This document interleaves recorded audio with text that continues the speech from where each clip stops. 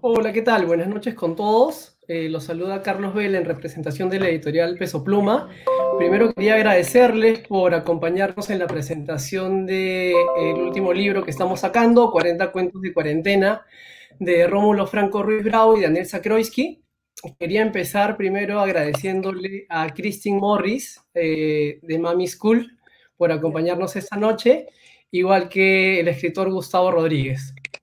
Y por supuesto a los autores, en este caso Daniel Zakroitsky, que le vamos a llamar Sacro, que nos ha pedido acortar ahí, y a Rómulo por crear este libro maravilloso que a nosotros como editorial nos ha encantado sacarlo adelante y ya estamos en etapa de compartirlo con todos para generar este cambio que se busca alrededor de los cuentos. Quería empezar leyendo la bio de cada uno que incluimos en el libro para que la gente se enganche un poquito con ustedes y sepa, primero los conozca un poquito más, aquellos que todavía no los conocen, y pues quienes ya los conocen para que entiendan el nexo con el libro, ¿sí? Entonces, arranco leyendo esas líneas. Rómulo Franco Ruiz Bravo nació en Lima en el 80 y es comunicador audiovisual de la Católica. En el 2016 inició su camino como artista plástico y en 2018 creó Fausto, seudónimo con el que expuso su primera muestra individual, titulada Criaturas. Durante la cuarentena, Rómulo sembró frijoles, pasó todos los niveles de Mario Bros, le puso nombre a muchos árboles, desempolvó un viejo cuaderno y se le ocurrió que detrás de sus criaturas había historias por contar. Este libro está dedicado a su hijo, Ramiro Franco Argüelles, Rami, por los intensos colores que le hizo descubrir, y a Gonzalo Portocarrero por las letras que escribieron el camino hacia este libro. Y por el otro lado está Sacro, Daniel Zakroitsky, que nació en Buenos Aires en el 81, igual él vive hace muchos años en Lima. Sacro es publicista de profesión, pero cuenta con varios lados B, C y D. Ha publicado 2 libros de humor gráfico, Reírse es kosher, y el otro libro, No tan kosher. Es autor del proyecto gráfico literario Post Dedicados, @Post Dedicados, búsquenlo, está buenísimo. Y dicta talleres de escritura creativa y también es músico. Durante la cuarentena, Sacro tocó la guitarra en la terraza para los vecinos, hizo gimnasia y cocinó pizzas de plastilina con su hijo. Y por supuesto preparó este libro dedicado justamente a su primogénito, Tiago Zakroitsky Boza, quien ha inspirado varios de estos relatos. También aprovecha para decirle que ni se le ocurra pedir regalías por este libro. Esto finalmente va a quedar grabado, así que Tiago queda en el registro por si más adelante tuviera la ocurrencia. Quería arrancar para que Sacro, Rómulo nos cuenten un poquito acerca del libro y de qué va, para que la gente entienda. Durante esta semana que lo hemos lanzado, mucha gente nos ha escrito por redes consultándonos si es sobre la pandemia, si es sobre cómo los niños pueden aprender a vivir en el encierro. Una señora hoy día nos preguntaba, ¿es un libro para niños? ¿Es un libro para adultos? Tengo una hermana de 12 años y quiero saber si es apto para ella. Entonces, no sé si pueden darnos ahí algunas luces para entender si es específicamente sobre la pandemia o habla un poquito más acerca de ella.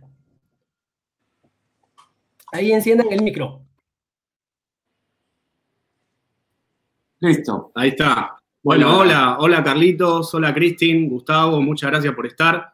Primero que nada, también quiero agradecerles a los tres y a Gustavo en particular para mencionar que él ha sido el corrector del libro, o sea, ha tenido una participación activa y también le agradezco mucho por este medio. El libro se llama 40 cuentos de cuarentena, como bien indica el título, son 40 cuentos que transcurren en el contexto de todo lo que fue este año, la cuarentena y la pandemia en sí. Son cuentos para niños, pero creo que es muy importante la participación de los padres.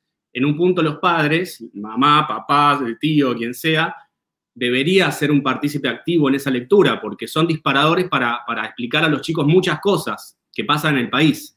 Digamos que la pandemia es el contexto y el pretexto para hablar de un montón de cosas que pasan en el Perú a nivel, digamos, en cuanto a sociedad. Habla del machismo, habla del feminismo, igualdad de género, salud mental, lo que ha pasado con los animales que estaban libres, la ecología, el cuidado del medio ambiente, todo 40 temas que son muy importantes para leernos como sociedad y que de alguna forma transcurren en el contexto de estar encerrados. Por eso la idea de la ventana tiene tanta fuerza, porque en un punto es mirar todo a través de la ventana, pero también mirarnos a nosotros, como si nosotros fuéramos una ventana que hay que abrir, ¿no? Los niños son los que nos enseñan, como bien dice el claim, los niños y las niñas nos enseñaron cosas porque es a partir de la mirada de ellos, y nosotros los adultos somos quienes tenemos que aprender de lo que nos dicen y usarlo, digamos, como usar a estos personajes diferentes que nos van abriendo ventanas de muchas cosas que pasan en el Perú de hoy. No solo es pandemia, ¿no? Son un montón de otras cosas que, bueno, cuando descubran el libro verán todas las que son, ¿no? Sí, lo que ocurre en realidad también es que son temas que no es que han nacido en la pandemia. O sea, racismo, igualdad, violencia y tal, son temas que han estado siempre en nuestra sociedad, pero creo yo que la pandemia de alguna manera ha sido como una ola que ha removido esos cimientos y que han hecho más evidente un montón de cosas. O sea, con el tema particular de la violencia, por ejemplo, de género, ocurre que se disparó, ¿no? Porque empezaron a ocurrir ciertas cosas. Con el tema de la gratitud a una serie de trabajadores que normalmente pasan desapercibidos también. Empezamos a aplaudir gente que normalmente no. El tema de la gratitud, el tema de la gente que normalmente no ves y que sí es valiosa. Entonces, como decía Sacro, solo para cerrar, la cuarentena, el COVID y la pandemia es una excusa, es la columna vertebral para desde ahí sacar aristas y tocar temas sumamente variados y en una lectura guiada o en una lectura sola, generar diálogo, ¿no? Es un libro que como literatura infantil no pretende ver a un niño pasivo que escucha y te dice sí, ok, las cosas son así, sino que por el contrario siembra dudas, siembra discusión, siembra, digamos, un pensamiento crítico, por decirlo de alguna manera, no es un libro unilateral, que busca generar cierta discusión, porque creo que eso es lo que tienen que hacer los libros, ¿no? Y no mirar a un niño como, a ver, vamos a enseñarle las cosas como son. Hay que ponerlo en el lugar que merece el niño, no como una caja vacía, que a veces te dicen como una caja vacía. No, para nada. Es una personita y que tiene voz y que quiere ser escuchada también, ¿no? Claro, justamente a nosotros como editorial, a Teo, a Paloma, a mí nos encantó los temas que abordaban, cómo los abordaban, de una manera cool, pero con un mensaje, no como el típico mensaje cuasi eslogan del Ministerio de Educación, que las cosas tienen que ser de una manera, sino que abre esta ventana para que puedan los padres ser un nexo para tener ese tema de formación para los peques, ¿no? Incluso uno mismo incorporar cosas que muchas veces se pierden en el camino, porque pues somos adultos y el día a día nos consume, entre comillas, ¿no? Cristi, nosotros te alcanzamos el libro casi en primicia hace ya alguna semana. ¿Cuáles fueron tus impresiones? ¿Te encantó? ¿Qué tal la experiencia con los chiquis? Con los cuentos que han podido revisar. Sí, mira, me encantó. O sea, lo que me gusta muchísimo es como que me hizo acordar de cosas. En verdad, la memoria es tan frágil que muchas veces olvidamos cosas que pasaron no hace tanto, ¿no? Y, por ejemplo, yo me había olvidado el tema de que en un momento salíamos solo hombres y solo mujeres. Y me encantó como el cuento, cómo está abordado, ¿no? Como que creo que era una niña o un niño, pero como que abordaba también un poco el tema de la ineficiencia del hombre a la hora de comprar, ¿no? O que el hombre no lo hacía y la mujer sí, entonces un poco ahí abordar el tema del género que justo mencionaban. ¿No? Como que el tema de más de igualdad, eso me encantó. Y los cuentos, al ser cortitos, también está buenísimo porque como que es fácil de enganchar a los chicos y leer 2 o 3 cuentos de un porrazo, no tienes que seguir un orden, ¿no? Eso me pareció también genial, como que lo puedes agarrar y simplemente abrir cualquier hoja y leer lo que salga en ese momento, ¿no? El tema de las leyendas que hay abajito también están buenísimos. O sea, la verdad, yo me parece que es un libro que vale la pena tenerlo como una especie de recordatorio o diario de todo lo que hemos pasado en este año, ¿no? Me parece súper bonito. Y me encantó el tema de las leyendas porque hay cosas que uno se olvida o que no sabía, ¿no? Y te da como un poco también de la coyuntura actual, ¿no? Sí, de acuerdo totalmente. Para contextualizar un poquito a quienes todavía no pueden comprar el cuento, las historias tienen la parte gráfica, que en este caso está abordada por por Rómulo, y la parte textual que está abordada por ambos, por Sacro y por Rómulo, y se han incluido en muchos casos unas notas al pie en los cuales es como un ancla a la realidad de lo que pasó en ese entonces, ¿no? La noticia, alguna estadística, algún dato muy puntual que hace justamente este nexo que queremos entre fantasía, si queremos llamarlo de alguna manera, y aterrizarnos en los que estamos. Gustavo, tú que has participado en una de las tantas revisiones de este libro, nada, cuéntanos un poquito tus impresiones, no sé si tienes alguna consulta para Sacro y Rómulo del proyecto. Bueno, antes que nada quisiera felicitar a Daniel, alias Sacro, y a Rómulo, y a ti, Carlos, por la hermosa edición. O sea, voy a aprovechar que hay pantallas, ¿no? Para que vean la calidad de edición que hay aquí. O sea, unos textos e ilustraciones maravillosas, ¿no? Que acompañan cada una de las 40 historias, ¿no? Es una muy hermosa edición, sinceramente. O sea, es casi un libro objeto. Entonces, felicitaciones por eso, para empezar. Yo, en realidad, algo que me gusta mucho de 40 cuentos de cuarentena, aparte de que parecen un trabalenguas, es lúdico desde el título, es que Daniel y Rómulo obviamente han creado un artefacto literario. De paso, han creado una bitácora de pandemia, aunque eso es secundario en realidad. Es secundario, yo creo que sí, el que es una bitácora de pandemia tiene un efecto utilitario, pero lo que de verdad han creado ellos es momentos de complicidad.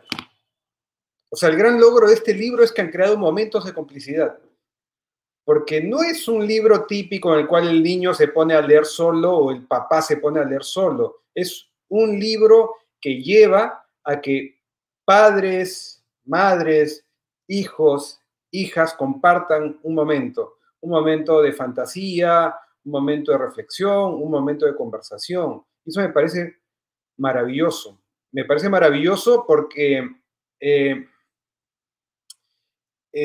yo creo que el principal escollo que hay para que una sociedad empiece a leer es que a edades tempranas las niñas y los niños no generan el vínculo emocional entre el objeto libro y el placer, entre el objeto libro y el cariño, entre el objeto libro y el afecto. Yo tuve la suerte de encontrar ese vínculo cuando era pequeñito, cuando tenía 4 años. Digamos, la edad que tiene cualquiera de los futuros lectores o acompañantes de papás si leen este libro. Yo tuve la suerte, mientras que en mi casa a ninguno de mis hermanos nadie les leyó libros. Curiosamente después no se convirtieron en lectores, yo no sé si tenga que ver con esto, pero a mí sí me tocó en casa una chica de 15 años que iba a estudiar pedagogía y que me encontró ahí y que todas las noches empezó a leerme una historia. Yo veía fascinado cómo de este artefacto que se abría y se cerraba salían historias con las que yo me quedaba así fascinado en las noches, ¿no? Entonces yo tengo la sincera convicción de que esas noches en mí se formó ese vínculo, libro, afecto, diálogo, libro, afecto, diálogo. Y una vez que empecé a leer por mi cuenta, obviamente volví a querer atrapar esa misma sensación.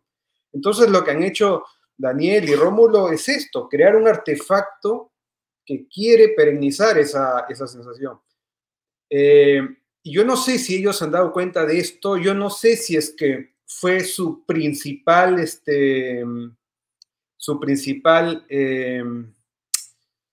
motivación.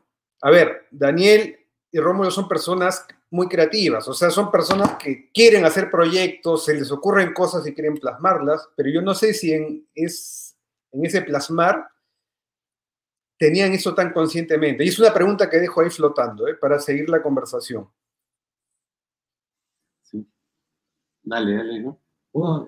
En realidad, así como, oye, voy a hacer esto para generar este momento entre los niños y tal, creo que de manera consciente no, de manera inconsciente sin dudar, ¿no? Porque, a ver, uno de los momentos más lindos que tengo yo con Rami, con mi hijo, es el momento de la lectura. Además, recordemos que estamos en un momento donde, o sea, la competencia es dura.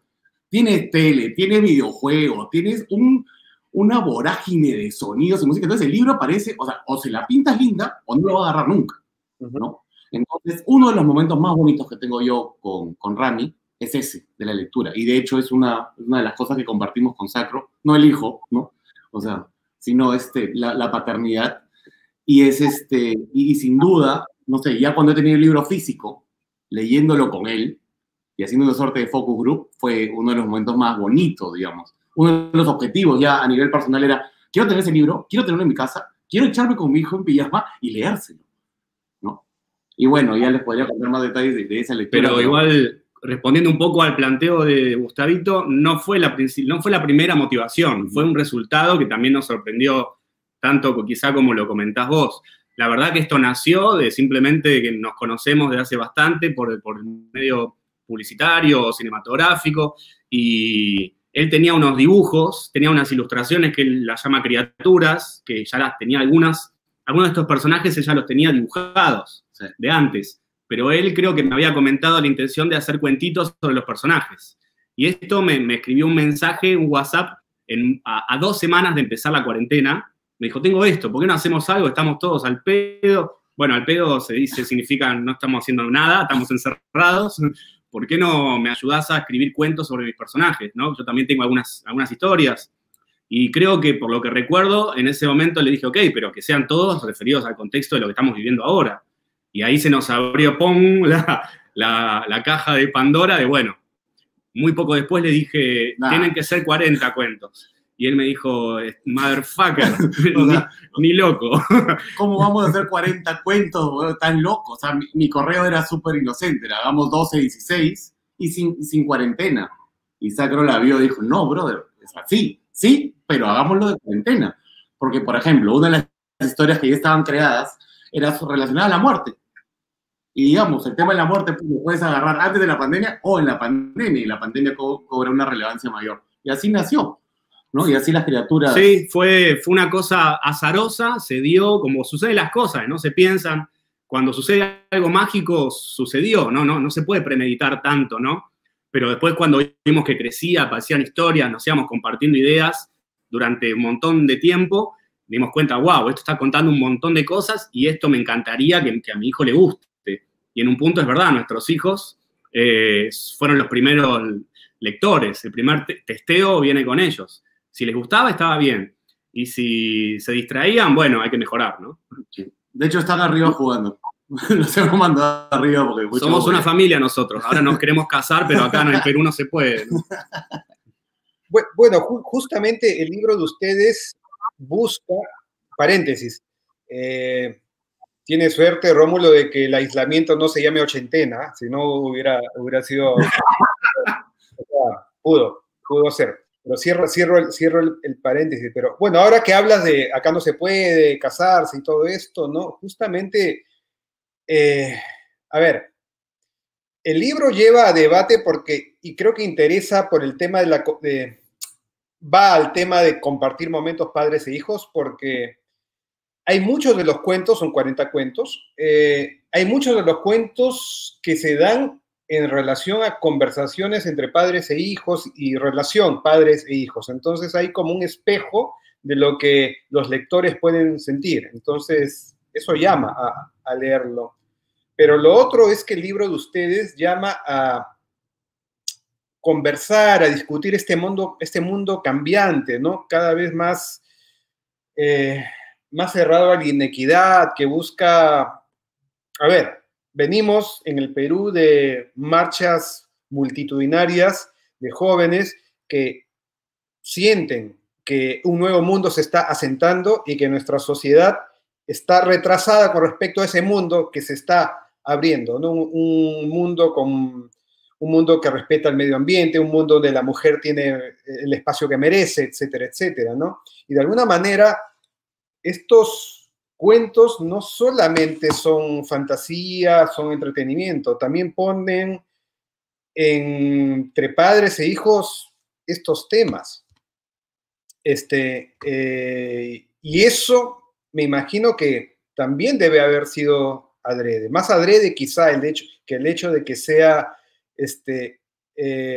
un gatillador de momentos entre padres e hijos. Y ahí me callo porque de verdad estoy hablando mucho. Todo bien, Gustavo. Cristin, justamente hilando lo que comentaba Gustavo y lo que comentaba Rómulo hace unos minutos, el tema de que la lectura efectivamente compite con una serie de distractores, pasando por Netflix, cable, videojuegos. Eh, en este caso, con tus nenes, ¿cómo ves ese nexo? ¿Qué tan o fácil o difícil es, sobre todo durante la cuarentena, ¿no? Para este u otros tipos de libros con los cuales se pueda generar este hábito, no solamente ahora, sino la idea, como mencionaba Gustavo, es que perdure en el tiempo. Sí, sí, sí. Sí, no, súper difícil porque además todo este tiempo también sucede que los papás tienen que hacer cosas y tienen una vida, ¿no? Y se apoyan mucho en estos aparatos, en la competencia, digamos, para poder lograr y hacer tus cosas, ¿no? Porque claro, mis hijos tienen 7 y 5 y bueno, ahorita acaba de cumplir 8 el mayor. Él ya, digamos, el mayor ya sabe leer, la menor ha aprendido en este año. Y sí, es verdad que él por motus propio no es lo primero que agarra, no es que dice, ay, voy a leer. O sea, en realidad el momento de la lectura es siempre acompañado de uno de los dos padres, ¿no? Es como un momento con nosotros.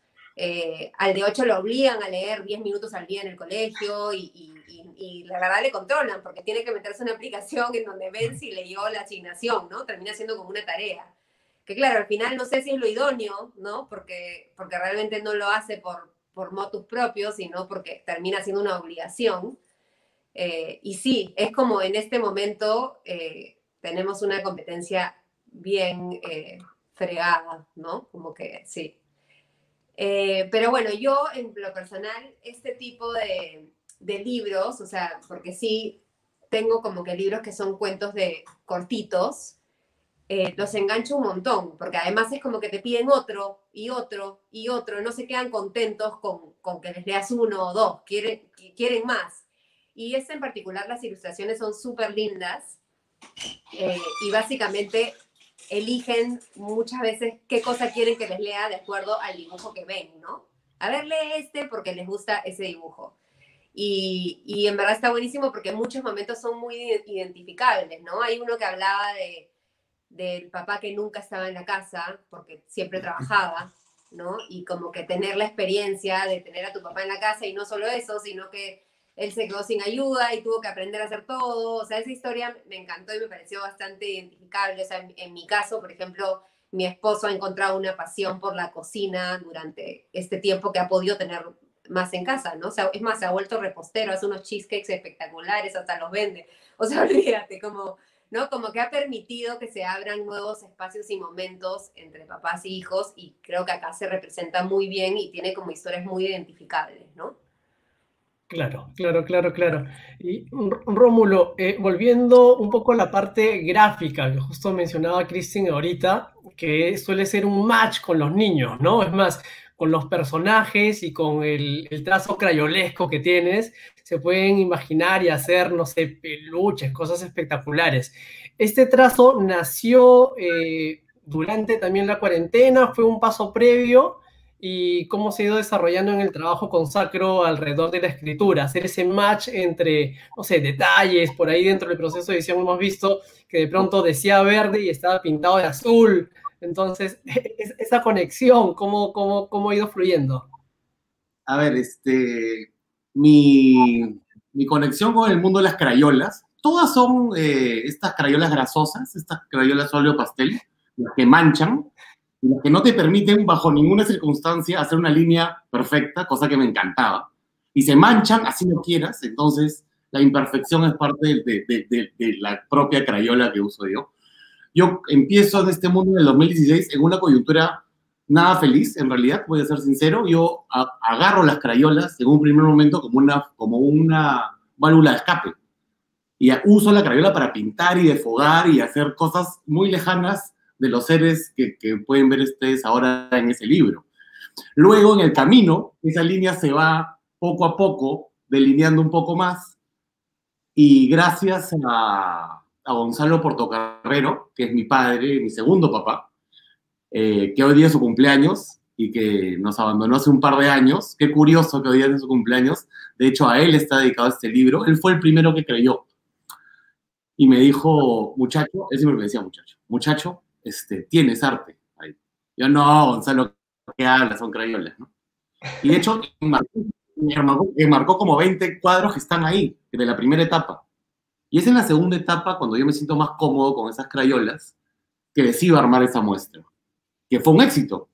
Y yo, inesperado, vendí como 18 cuadros, ¿no? Yo no quería ni venderlos porque, bueno, en fin, uno creo que se demora mucho en creer, por lo menos en mi caso, en las cosas que hace, ¿no? Hasta que de pronto, ahora sí ya me la creo un poco más, digamos, ¿no? Y bueno, de cara al libro, sí, fue un proceso completamente distinto. Digamos, de los 40, hay 5 que estaban hechos, 5 o 6 que estaban hechos antes. Por ejemplo, el soldado Florencio estaba hecho antes, era solo un dibujo de un soldado con una flor, y a partir de eso se genera el cuento. ¿Ok? Pero en general, ahora lo que hicimos fue primero escribir y luego dibujar. Entonces ahora me tocaba dibujar una historia ya creada, no crear un personaje de la nada, que es un proceso completamente distinto, ¿no? Y ahí fue un trabajo, yo hice toda la crayola, pero el trabajo de mesa con Sacro fue importante y a veces complicado, ¿no? Porque hay cosas que por el tipo de trazo mío eran más difíciles de hacer. Los detalles, Claro. en esa cantidad ancha, son casi imposibles. Secreto, el ave que está encima de Papá Pirata está hecha con plumón. O sea, el único dibujo que hay un plumón ahí es ese, perdón, pinche lorito, porque no me daba la crayola para hacer ese Ahí está, se ve el pajarito. Ese pajarito, ¿no? Y el cuento final, en 40 cuentos, que son varios cuadraditos chicos, si se dan cuenta, el trazo ahí ya es mucho más sucio. Pero eso es, ¿no? Y sí es cierto lo que dices, Carlos, de que el golpe visual del color con los niños pega mucho, pero un montón. O sea, muchos de los comentarios que hemos recibido en la primera etapa tienen que ver con eso. Tienen que ver con eso, con el color, oye, qué lindas, Sandro Liniers pone ahí, es un tarado. Oye, gracias, Sandro. Sí, no, un poquito. Bueno, sí. No te distraigas por los comentarios. No, es que no pude. Pues, gracias a todos los que están comentando. Mi madre y mi hermana. Sí. Esos son. Bueno, en realidad ese es el mundo de la crayola. Ese es el mundo de la crayola y nada, yo la verdad nunca imaginé, cuando todo esto empezó, que iba a terminar ilustrando con esas crayolas por cómo empezar un libro para niños. Voy contando. Y estoy súper feliz por eso, la verdad. Ay. Bueno. Eso es, creo que me fui en floro, pero me parece importante contarles un poco cómo inició el mundo de la crayola en mi vida. No, está perfecto. Gustavo, no sé si quieres comentar algo adicional, o Cristin. A mí me encantó esto en particular, que justo lo habías mostrado. Nos encantó. Yo lo vi con mis hijos y como que hay tantos momentos que creo que todos hemos vivido durante, ¿no? Es como recuerdos de cuarentena y realmente lo son. O sea, el fútbol con cualquier cosa para que sea el arco. Yo me quedé sin sala y la moví para que realmente sea una cancha de fútbol. O sea, honestamente todos hemos modificado nuestros espacios. O sea, todo ese tipo de cosas se ven acá, las clases virtuales, las plantas. Creo que todos nos hemos metido ahí de alguna forma a sembrar algo, a ver qué pasa, cómo crece, ¿no? Como que la verdad que esta parte me encantó y los colores y todo está, la verdad que sí, las ilustraciones me parecen que están espectaculares y que jalan y enganchan muchísimo a los niños, ¿no? Sí, tal cual. Gustavo, no sé tú. Mira, hay una particularidad que atraviesa cada uno de los 40 relatos. Y es que incluso si el libro no se llamara 40 cuentos de cuarentena, uno sentiría cierta, voy a decirlo, cierta opresión, ¿ya? Pero en buena onda. Me refiero a que todos los relatos, si no me equivoco, ocurren entre 4 paredes. Y los escapes son o ventanas o fantasías que se le ocurren a los personajes en ese momento. O pensar en el otro. Entonces, sí, o sea, conceptualmente el libro va de acuerdo. Es como si hubiera habido lo que me gusta del proceso creativo es ese, cómo se da una curaduría de manera inconsciente, ¿no? A lo largo de todo. Son 40 cuentos, o sea, no son pocos. O sea, y mantener un nivel a lo largo de 40 cuentos, quienes leen cuentos y quienes escriben cuentos saben que mantener un nivel mientras, o sea, el riesgo es mayor mientras mayor es el número de cuentos, ¿no? Y aquí hay un nivel bien parejo. Obviamente yo tengo mis favoritos, ¿no? Y ustedes tendrán los suyos, ¿no? El búho de madera, los peces míopes, la pizza de plastilina, que creo que está basado en un hecho así real, que de repente, Daniel, por ahí deberías comentarlo como una muestra gratis para que la gente vea que el libro está lleno de momentos así lindos, hermosos, ¿no? Lleno de esos, entre comillas, insights, ¿no? Pero sí, me provocaba comentar eso, cómo hay una curaduría inconsciente por la cual la cuarentena se convierte en algo abierto, lúdico. O sea, esto es jiu-jitsu, esto es el rival que tienes al frente, todo lo malo que tiene, le das la vuelta y entregas, o sea, vences a ese rival entregándote algo que es luminoso, ¿no? Que si bien viene el encierro y que describe encierros, te deja una sensación, no sé, más abierta. De verdad han hecho un buen trabajo. Bien. Y además se le ve bien juntos. O sea que sí, estamos en un país injusto para ustedes. Vamos a mandar un proyecto para conversar el tema del matrimonio igualitario. No está bien que no podamos demostrar todo en los papeles. Pero es verdad, Gustavo, bueno, el de la pizza y plastilina es una anécdota con mi hijo directamente. De hecho, a mí lo que me gusta que pasó con mi hijo cuando le empecé a testear y ahora tiene el libro y lo ve y le cuento y él tiene sus preferidos, hay por lo menos 3 cuentos que están basados en cosas que me han pasado con mi hijo. Pero a él, sus preferidos no son ninguno de esos 3 cuentos.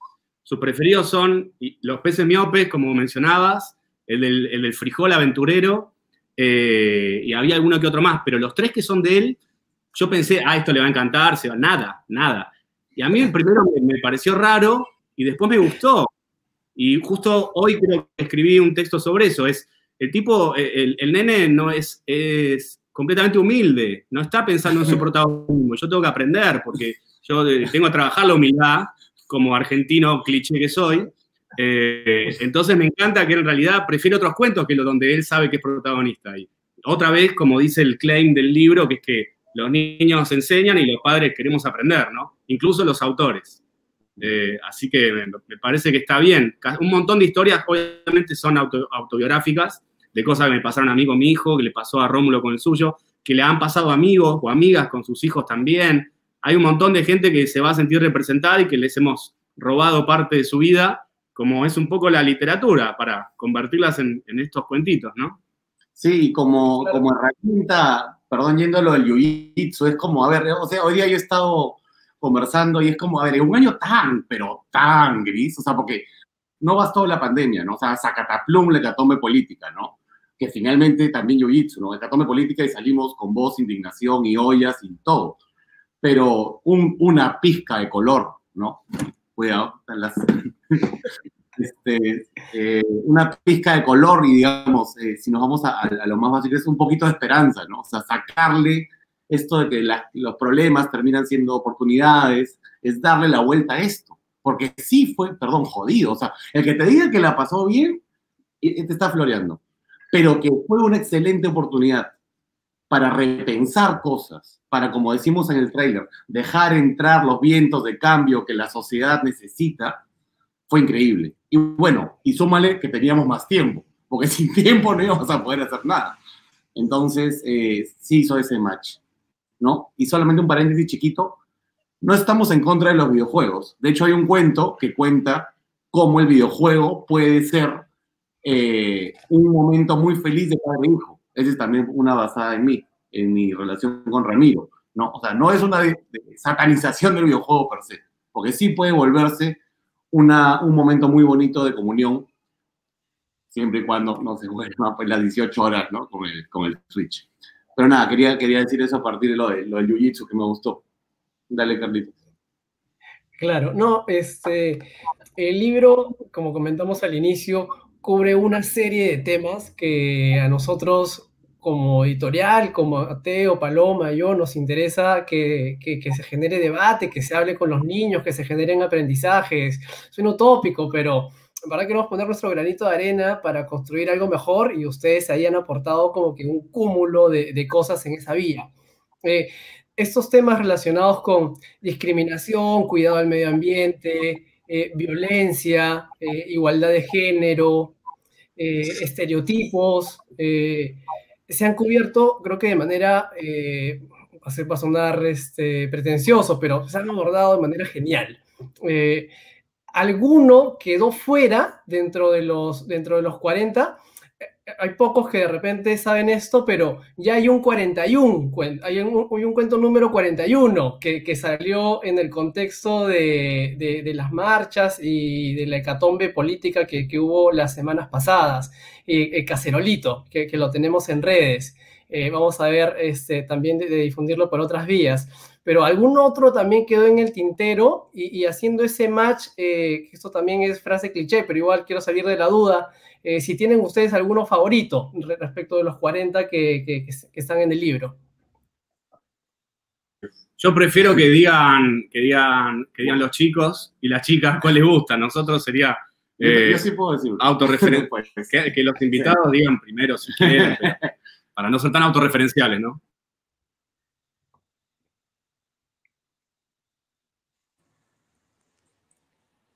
A mí me gustó mucho el de Betty, o sea, el papá y Betty, o sea, esa historia me encantó. Y además como que de alguna forma te deja el lado romántico de que Betty y el papá se enamoraron, ¿no? Como que termina dejando como ¿no? Como que qué lindo que al final fue como un final feliz, ¿no? Porque estos decían, no entiendo, o sea, a Betty le pagaban por hacer el rol de mi mamá, y Betty desapareció, ¿no? Como me pareció, como que fue un cuento que me tocó, porque realmente uno a veces no se da cuenta, ¿no? De que, tipo, el impacto que puede tener una persona que te ayuda en tu casa, ¿no? Y que vive el día a día con tus hijos, y como, ¿no? Que de la nada desaparezca, ¿no?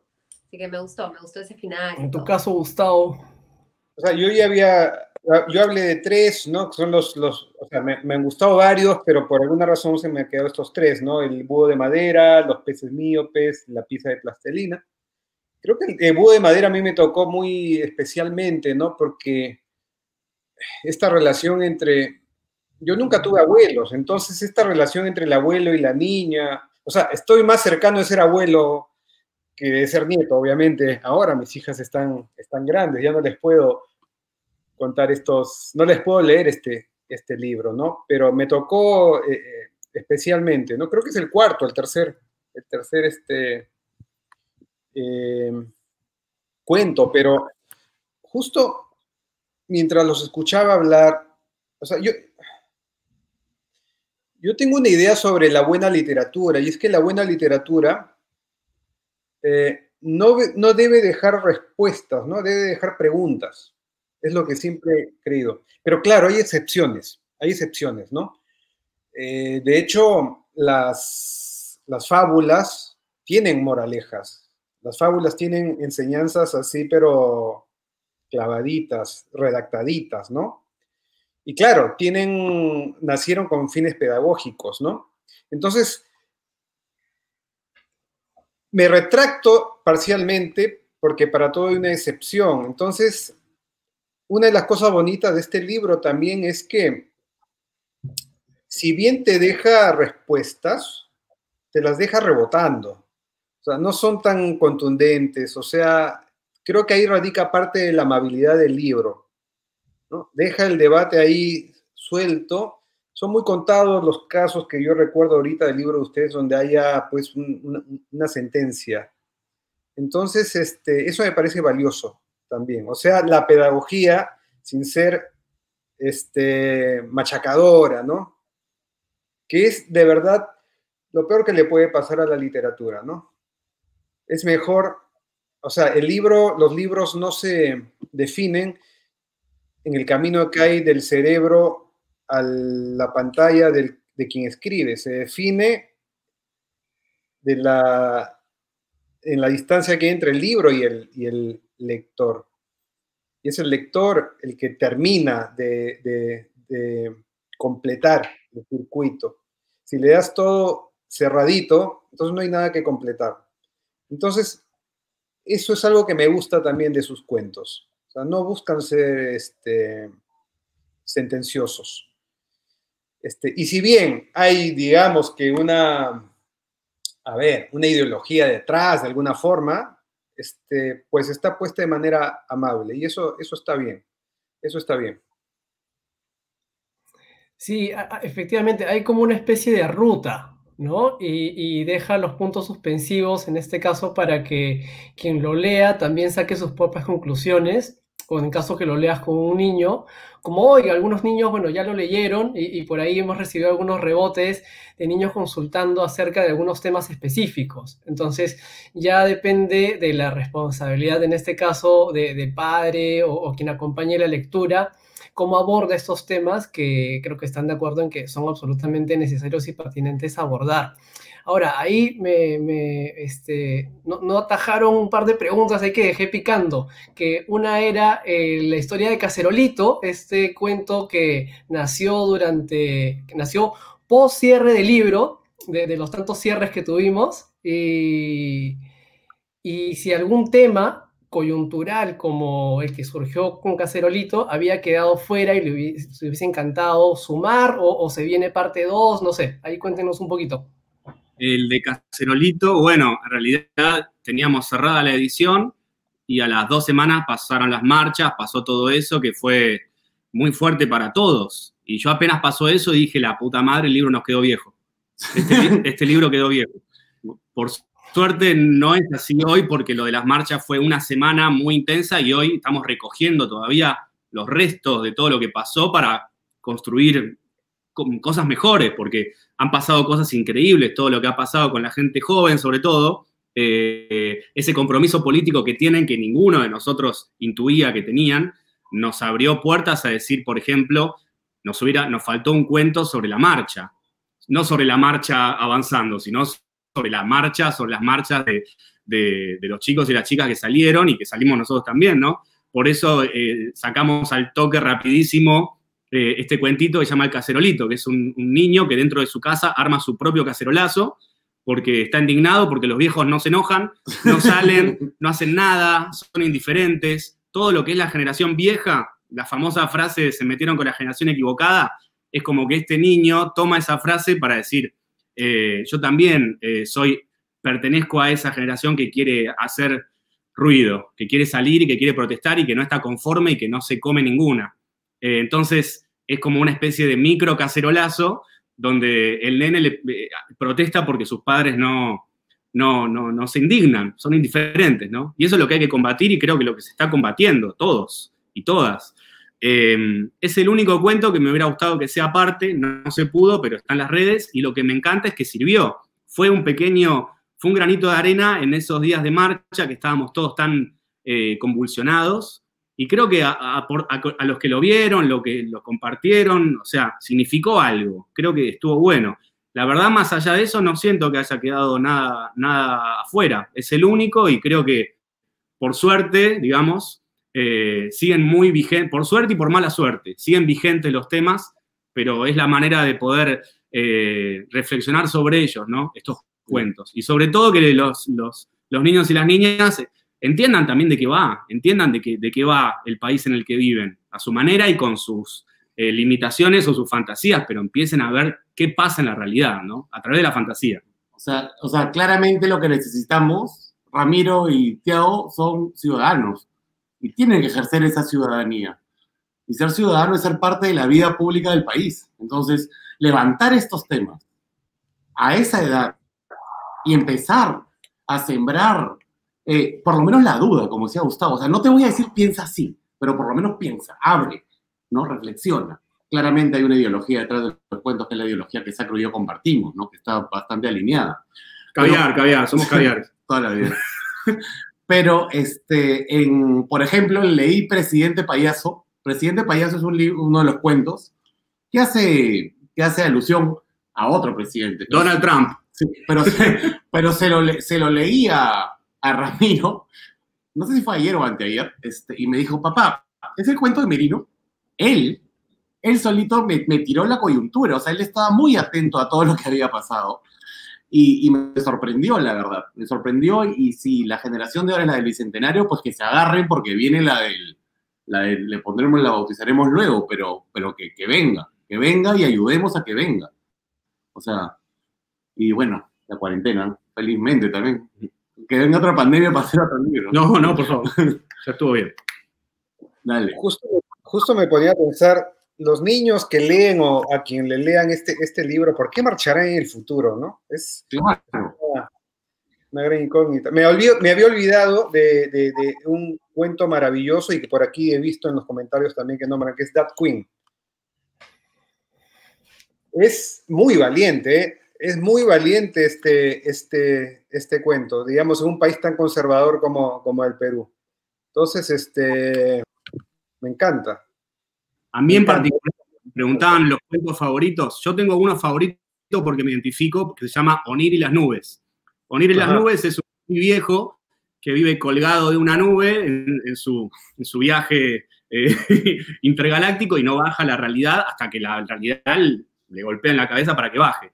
A mí me gusta y me sirve incluso leer ese cuento para acordarme que hay que bajar a la realidad. Estuvimos meses colgados de una nube que era un libro que habla de la realidad, pero a la vez la realidad a veces sucede cuando alguien de tu familia te necesita, o un amigo te necesita, o pasa algo y uno tiene que estar ahí. A mí me gusta mucho ese cuento por eso, pero de acuerdo con vos, Gus, que el That Queen, Fiorella y el Closet, Los peces miopes, Pedro Caminante, que habla de la caminata las primeras semanas, quizás pasó hace tanto tiempo, parece, pero fue hace nada. Un montón de gente de provincia que se fue caminando a sus casas a cientos de kilómetros en algunos casos porque no tenían chamba. Y incluso hay un cuento sobre eso. A mí me gustan los cuentos incómodos. A mí me gustan los cuentos que dicen, opa, y que dicen que no sabes bien qué hacer, ¿cómo se lo leo? Vamos a pensar qué hacemos. A mí me gustan esos, que necesitan la supervisión de un adulto. Y después verán cómo hacen. Pero esos temas también se tienen que tocar, porque hay una cultura vieja que ya la verdad que se tiene que extinguir. Y nuestro aporte para que se extinga y aparezca algo nuevo es con tocar temas que hasta ahora quizás no se han tocado y mucho menos para contarle a tu hijo, pero creo que sí es importante. Cada uno sabrá, obviamente, si puede o no puede contarle tal cuento o tal otro. La mayoría se pueden. Sí. Hay un par, poquitos, que uno tiene que, hacer un filtro y pensarlo, porque se viene un debate intenso, ¿no? Pero de eso se trata también. No, aparte que los adultos tenemos encima ya el callo del prejuicio en todo el cuerpo, ¿no? Y nos preocupamos de más, porque para los niños naturalizan muy rápido las cosas, o sea, no... Es un tema más de adultos que de niños, en realidad. O sea, un niño puede leer este libro tranquilamente y el mundo no se le va a acabar, ¿no? Para nada, le va a parecer muy natural. El problema está en los adultos, en realidad. Y ligando eso, hay algunos escritores que dicen que escriben los libros que a ellos les gustaría encontrar como lectores. ¿Ustedes quizá han escrito el libro que hubieran querido que les lean de niños? ¿Sus papás les leían de niños? Sí, me han leído bastante, pero yo he leído los cuentos que todos hemos leído. O sea, no he pasado, en nuestra época creo que no había tanta literatura infantil como ahora veo que hay, ¿no? O sea, no digo que toda sea buena, pero hay más oferta. O sea, yo, Caperucita, Los Tres Chanchitos, Ricito de Oro, Zacataplum, o sea, yo soy del 80, y no había mucho más que eso.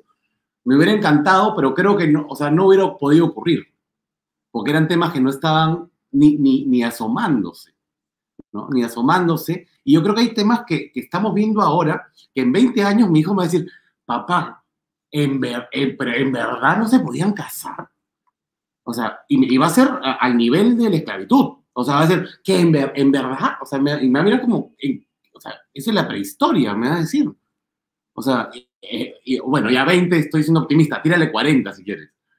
Pero que sea de verdad cosas que pasan ahora en el día a día, como sociedad, que tú dices, bueno, ¿cómo llegamos a ese punto? En mi caso, sí, lo que decías vos, sí, a mí mi vieja me está mirando y también le mando un saludo porque también mi vieja fue clave en todo lo que me ha dado. La primera novela que leí era una novela que ella estaba leyendo, que era La borra del café, de Mario Benedetti. Me acuerdo, como vos comentabas, el momento en que leíste algo porque la chica que iba a tu casa lo tenía y ahí, yo me acuerdo perfecto, era un libro que ella leía, yo se lo robé y lo empecé a leer y ahí me enganché con la literatura. Pero a mí me encantaría, mi sueño sería que los chicos que lean estos cuentos sientan lo que yo sentí cuando leía Las tiras de Mafalda. Mafalda es el ejemplo para mí, digamos, paradigmático de leer algo siendo muy chico. Algunos los entendés, otros no, pero entendés implícitamente que el mundo no estaba bien. No estaba bien en los 60 y no está bien ahora. Pero había una nena que preguntaba cosas sobre todo, sobre la realidad, sobre el mundo, sobre China, sobre la Unión Soviética, sobre Estados Unidos, sobre el existencialismo, y yo entendía que había pasado cosas. Y después, bueno, le preguntaba a mis viejos y me respondían como podían, pero me abría puertas. Y en este caso esto abre ventanas, y ojalá que le pase a algún chico o a alguna chica lo que a mí me pasó con Mafalda, por ejemplo, ¿no? Buenísimo. Sí, tal cual. Y en esa línea de temas, llamémoslos incómodos y esto, uno al menos de los que a mí personalmente más me gustó era Jacinto el Toro Informado, justamente que aborda el tema de las corridas de toros, ¿no? Que está tan cuestionado y nada, a mí me gustó muchísimo por el mensaje que te deja, que un espacio puede ser usado de una manera, puede ser usado, puede ser útil, ¿no? Como en el caso de la Plaza de Hacho. Yo quería igual incluir dentro de esta conversa que nos lean uno de los cuentos. Estos son microrelatos que se leen de un tirón. Nosotros ya les hemos lanzado algunos de los que nos han gustado ahí para que elijan ustedes dentro de este universo maravilloso. Dad Queen. Voy a leer Dad Queen, loco. No vamos a ir con chiquitas, vamos a ir a lo grande, ¿no? Dad Queen, de hecho, porque hay varios que lo han comentado, incluso en los comentarios recién leíamos. Lo voy a buscar, pero me parece que es cortito y cuenta algo, power, que vale la pena compartir. Un segundito nomás, que lo estoy buscando. Cleta la bicicleta, el frijol aventurero. Dad Queen, acá está. Bueno, este es el inocente dibujo que hizo mi amigo Rómulo. Por ejemplo, perdón, Sacro, ese es uno de los dibujos que estuvieron hechos antes. O sea, ese dibujo está hecho hace 2 años. Y lo hice porque me pareció interesante hacer no sé si es una princesa con bigote y barba o es alguien con bigote y barba que se disfrazó de princesa. Ahí está. Pero, bueno, finalmente. Lo voy a leer rapidito para no hacerla larga, ¿no? Ricardito tenía 12 años y mucho aburrimiento. En casa de los González, como en tantas otras, había demasiado tiempo libre y poco que hacer. Una de esas tediosas mañanas, de puro aburrido, Ricardito se puso a investigar el armario de Paola, su hermana. Paola era una chica muy cool y usaba ropa hermosa, vestidos de colores, faldas de jean, camisas estampadas. Su closet era como una vitrina de centro comercial. Ricardito empezó a probarse alguna de esas prendas y descubrió que le encantaba. Buscando entre las perchas, encontró un vestido precioso, dorado y brillante. Se lo probó con sumo cuidado y al mirarse en el espejo, sintió una felicidad nueva, plena, absoluta e interrumpida, cuando su hermana entró en el dormitorio. Cuando lo vio se puso como loca. ¿Qué haces usando mi ropa? ¿No ves que es ropa de mujer? ¿Qué te pasa? ¿Por qué eres tan raro? Sus gritos resonaron muy fuerte y llegaron a oídos de papá y mamá. Ricardito se sintió tan humillado que ese día no almorzó. Creo que debes hablar con él, le dijo la mamá a su esposo. El papá se quedó pensativo. Tenía muy claro que esto era más que un conflicto entre hermanos. Al otro día, aprovechando que su esposa y Paola habían salido a pasear, llamó a su hijo a su cuarto. Cuando Ricardito entró no lo podía creer. Su papá tenía puesto un vestido de su esposa y lo invitaba a jugar con toda la ropa que quisiera. Se probaron vestidos y blusas, sombreros y collares y zapatos altos con los que se balanceaban torpemente, aunque sin perder el estilo. En medio de ese increíble show de moda, hubo un momento en que ambos se miraron en el espejo y Ricardito, muy seguro de sí, dijo, me queda lindo, ¿no? Nunca te vi mejor, respondió su papá.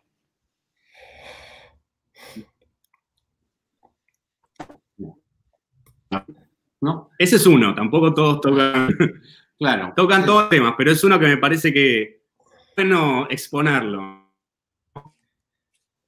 A conversarlo, ¿no? Hay otro cuento que a mí particularmente me gusta mucho, que se llama Las lágrimas de Rami, ¿no? Que en realidad es una celebración de la tristeza.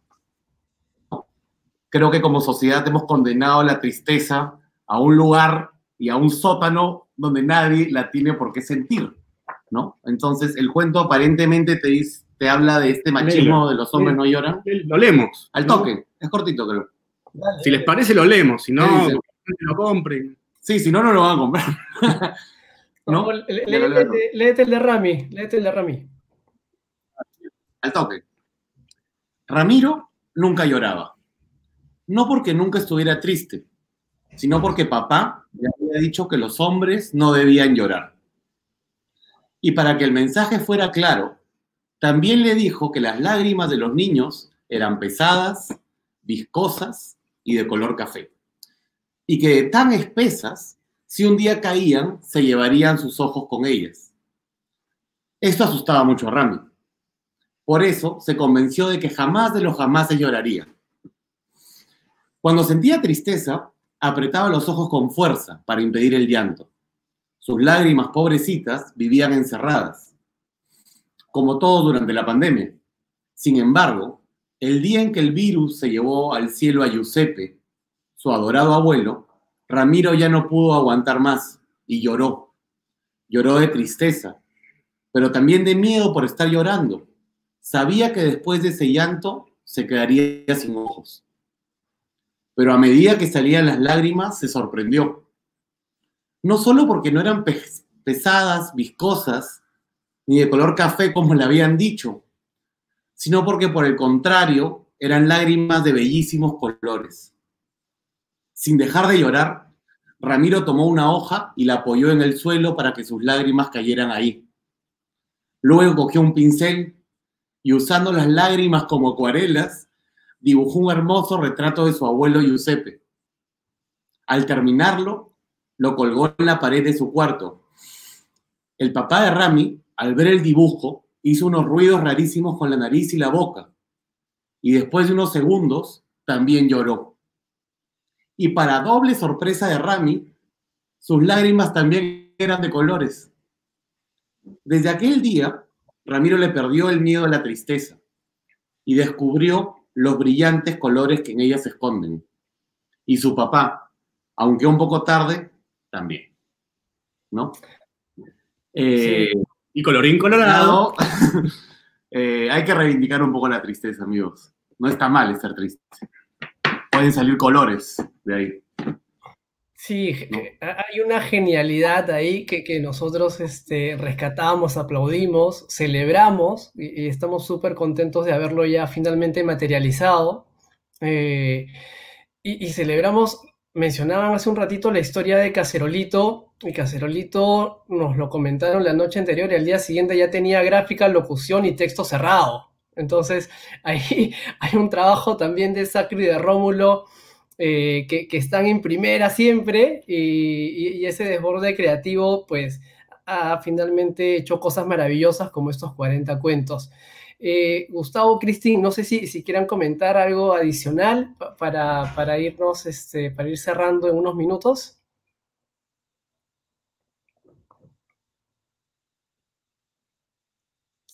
Ahí tu micro, Cristín.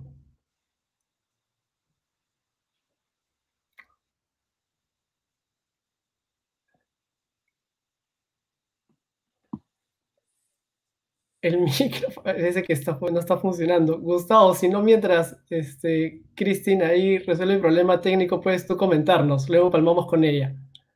Mira, en realidad yo no me atrevo a decir mucho más porque me gustaría que esta conversación termine en alto con esos dos hermosos cuentos que ellos han compartido.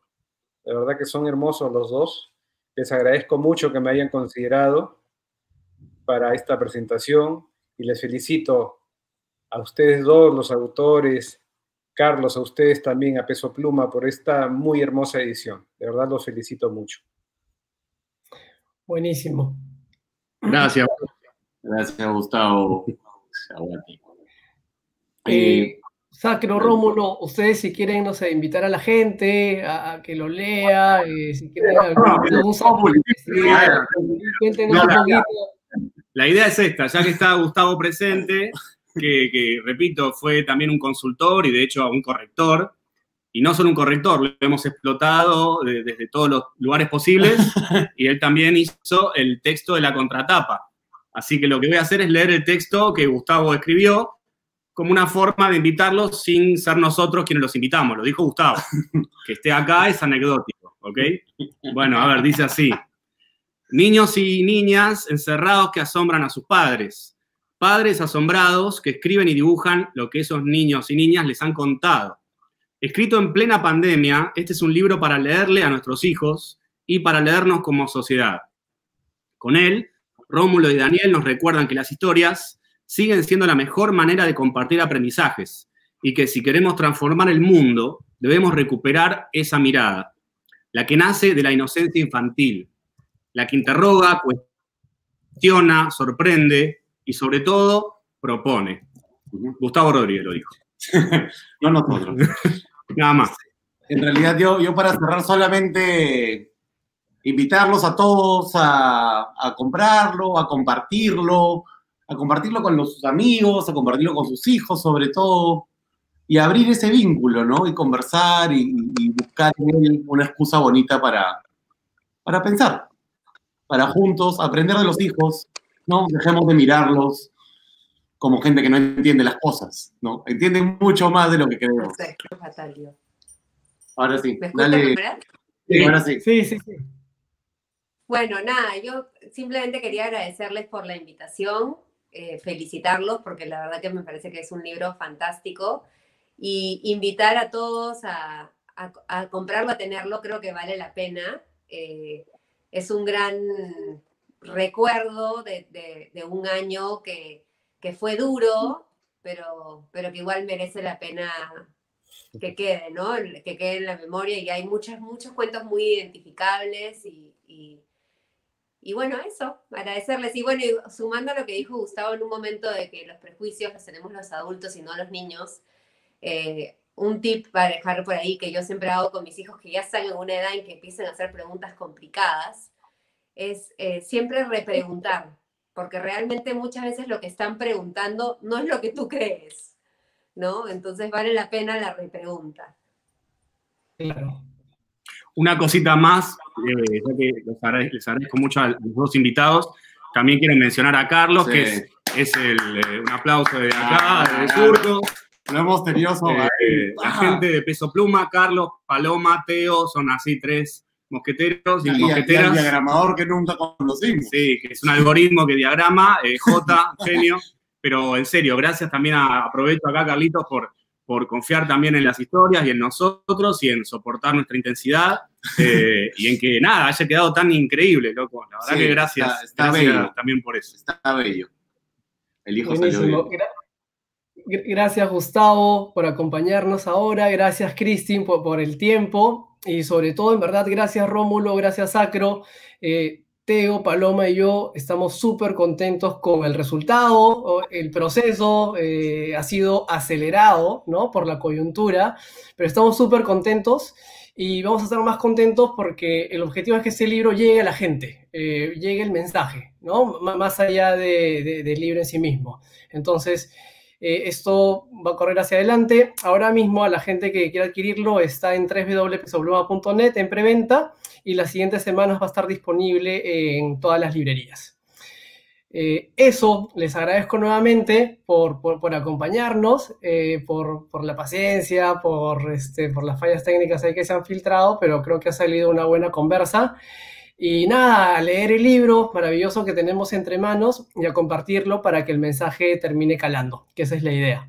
Un abrazo a todos y que tengan buenas noches. Gracias, chicos. Chao, muchas gracias. Gustavo. Un beso a todos. Gracias. Chao, chao. Bueno. Bien, igual.